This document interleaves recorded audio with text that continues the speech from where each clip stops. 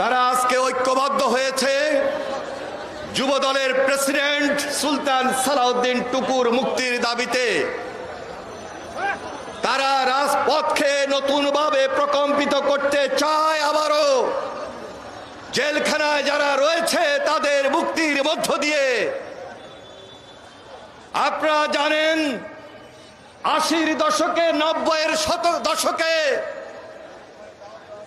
আমরা তখন যে স্লোগানটি ধারণ করেছিলাম, রুশ ভারতের দালালেরা হুঁশিয়ার সাবধান। আজকে এই যুব সমাজের দায়িত্ব, যুব দলের দায়িত্ব নতুন করে স্লোগান দিতে হবে, রুশ ভারতের দালালেরা, রুশ ভারতের দালালেরা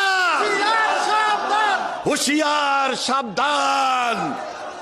সিকিম নয়, ভুটান নয়, এদেশ জিয়ার বাংলাদেশ।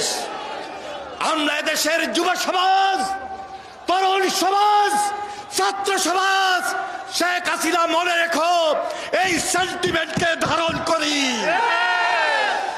কারণ তুমি স্বাধীন 28 অক্টোবর সৃষ্টি করেছ। তুমি 28 অক্টোবরের মধ্য দিয়ে 28 অক্টোবরের আগে সেদিন বলেছিল হেফাজতের চেয়ে কঠিন পরিস্থিতি করে দিবে। তুমি সেদিন বলেছিল 10 ডিসেম্বর করে দিবে।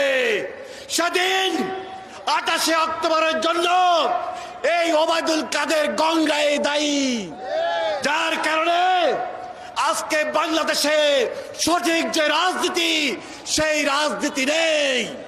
তাই এই ছাত্র যুব সমাজ তাদের দায়িত্ব হলো এই বাংলাদেশে নতুন করে নতুন আন্দোলন, নতুন কৌশলে গ্রহণ করতে হবে দেশনেত্রী বেগম খালেদা জিয়ার মুক্তির মধ্য দিয়ে এবং আমাদের প্রিয় নেতা বিএনপির ভারপ্রাপ্ত চেয়ারম্যান জনাব তারেক রহমানের নেতৃত্বের মধ্য দিয়ে। তাই আজকে যুব দলের যে সকল নেতা কর্মী আপনারা উপস্থিত হয়েছেন, আপনাদের সবাইকে সেই নতুন আন্দোলন, নতুন কৌশলে গ্রহণ করবেন, এই প্রস্তুতি নিয়ে আবার রাজপথকে প্রকম্পিত করবেন সে আহ্বান জানিয়ে আমি আমার বক্তব্য শেষ করছি। খোদা হাফেজ। বাংলাদেশ জিন্দাবাদ। জাতীয়তাবাদী যুবদল জিন্দাবাদ, জিন্দাবাদ।